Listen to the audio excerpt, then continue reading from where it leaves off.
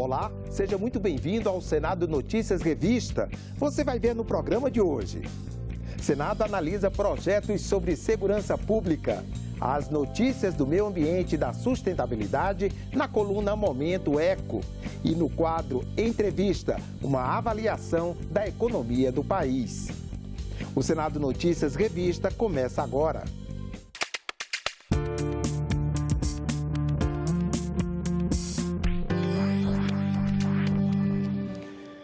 Nos próximos dias, o debate sobre segurança pública deve tomar conta do Senado. Na pauta, projetos que estabelecem regras mais rígidas para a saída temporária de presos. E ainda, o texto que cria uma política nacional de busca de desaparecidos. Hoje, o Ministério da Justiça já tem um cadastro nacional de pessoas desaparecidas. Ele foi criado em 2010 e reúne informações dos desaparecidos e o desdobramento de cada caso. De 2000 para cá, 1.206 pessoas foram cadastradas no site. 645 delas foram encontradas.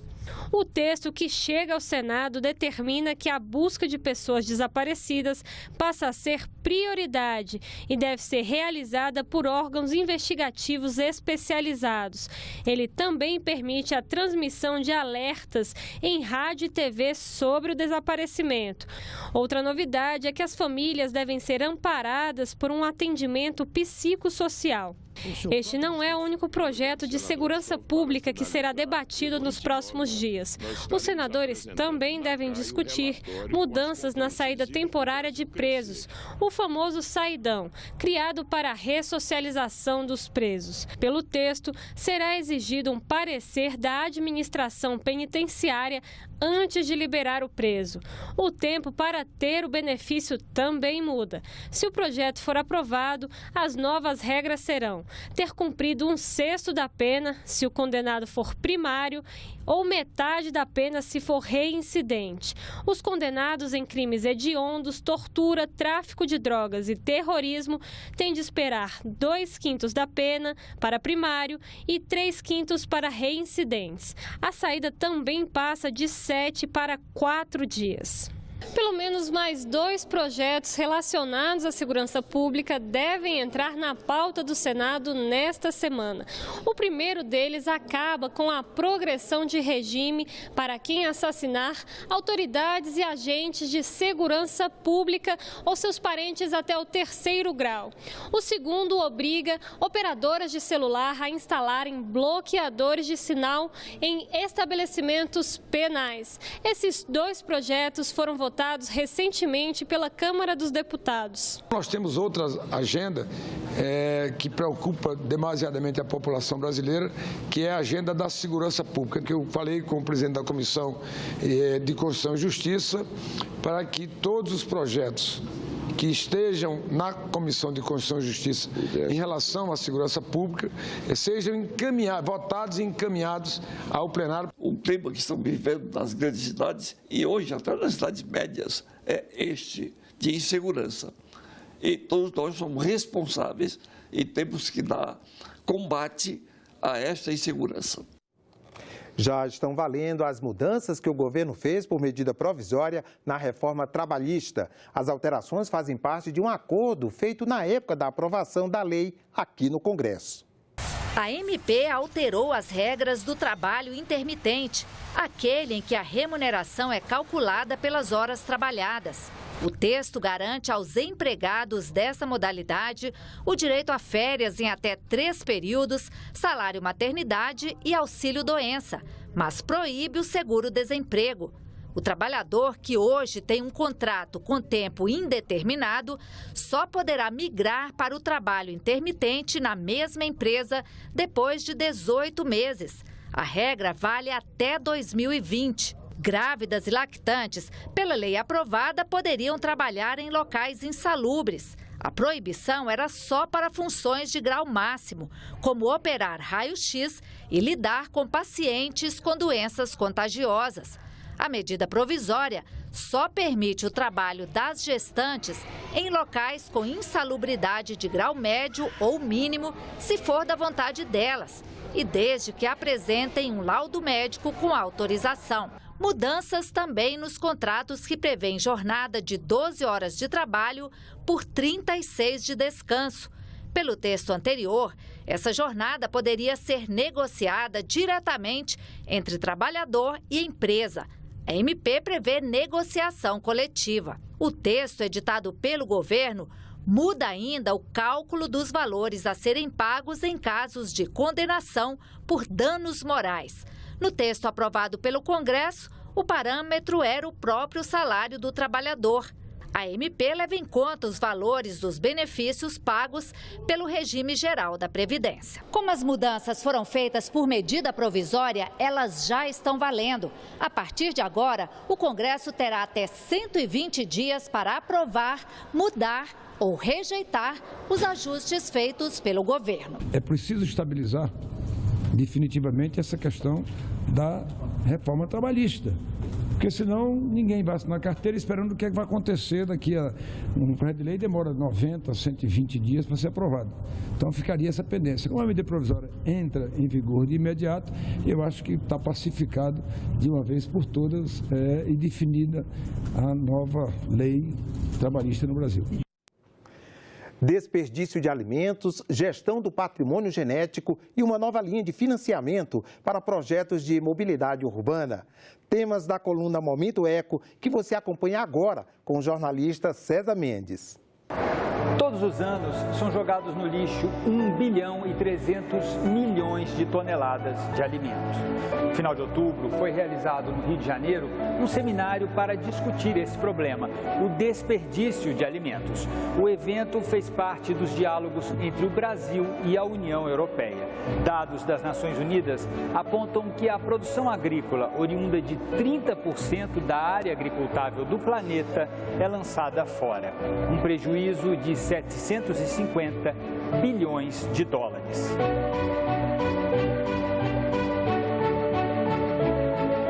Desde o dia 6 de novembro está disponível na internet o SIGEM, Sistema Nacional de Gestão do Patrimônio Genético e do Conhecimento Tradicional Associado. Uma plataforma que permite rastrear tudo que está sendo pesquisado no Brasil envolvendo o patrimônio genético e os conhecimentos tradicionais. Desde a entrada em vigor da nova Lei da Biodiversidade brasileira, que as empresas que exploram produtos que utilizam a biodiversidade são obrigadas a pagar 1% do valor arrecadado com as vendas desses produtos para o governo brasileiro. O Ministério das Cidades está selecionando projetos para o programa Avançar Cidades, Mobilidade Urbana. São 3,7 bilhões de reais destinados a municípios com mais de 250 mil habitantes. Os projetos de mobilidade urbana devem partir de orçamentos de 5 milhões de reais e podem chegar a até 200 milhões de reais. Mais informações pelo endereço eletrônico avançar.mobilidade@cidades.gov.br. Esse foi o Momento Eco. A gente está de volta na semana que vem. A Instituição Fiscal Independente divulgou o relatório de acompanhamento fiscal do terceiro trimestre do ano. Os números indicam uma pequena e lenta retomada no crescimento da economia. A jornalista Antônia Márcia Vale entrevista o diretor executivo da IFE, Felipe Salto. Felipe, a Instituição Fiscal Independente soltou o relatório do trimestre até setembro e não são bons os dados. A economia brasileira apresenta um crescimento lento, no segundo relatório de vocês.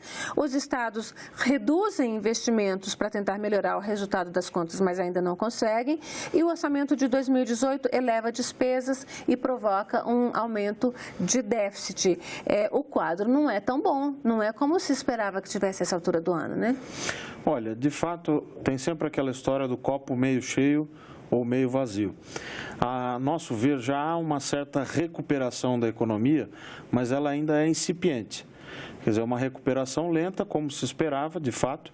O espalhamento dessa recuperação entre os setores começa a acontecer, mas também é num ritmo, claro, distante daquele que a gente precisa para elevar a renda, elevar o consumo e começar a retomar de fato esse sentimento, né, de maior confiança, tanto dos consumidores quanto dos investidores e produtores, mas não há como negar que os indicadores, como a gente chama de maior frequência, a pesquisa mensal de comércio, a pesquisa industrial, todos esses indicadores de maior frequência apontam já uma certa recuperação. Essa recuperação, ela ainda está no nível de mercado financeiro? Quando é que ela chega para o cidadão? Olha, isso é um ponto essencial, quer dizer, nós temos tentado mostrar com os relatórios, o relatório de acompanhamento fiscal, que, de fato, o ajuste fiscal, ele é um pouco doloroso no início, quando ele está acontecendo, mas ele vai permitir a recuperação da atividade econômica. Quer dizer, é preciso ter esse ajuste de contas, esse saneamento das contas públicas, o ajuste entre receitas e despesas, para que se consiga ter um Estado que é aquele Estado desejado pela sociedade, que consiga atender efetivamente aos anseios da população, promovendo mais políticas públicas e de melhor qualidade. Então, de fato, o ajuste fiscal no início, ele penaliza, né, porque gera um efeito de redução de estímulo à economia, mas ele é necessário para que, num segundo momento, com os juros mais baixos, como nós já conseguimos ter hoje, para que se tenha ideia, o juro estava, em setembro do ano passado, no nível de 14,25% ao ano. Caiu pela metade. E agora ele está em torno de 7,5%. Então, esse é um ponto importante, quer dizer, provavelmente, daqui a alguns meses, sobretudo no ano que vem, esse fato importante, a redução do juros, já vai começar a afetar o consumo e o investimento. Você está falando em consumo, mas quando a gente pensar em produção, porque na análise de vocês, tem aqui um aumento de déficit, mas o governo também tem uma redução de arrecadação. Né? Se não arrecadar mais, esse déficit vai continuar aumentando, e só arrecada mais se tiver uma produção maior. Então, quando esse ajuste fiscal se reflete na produção? Quando o empresariado brasileiro vai voltar a investir?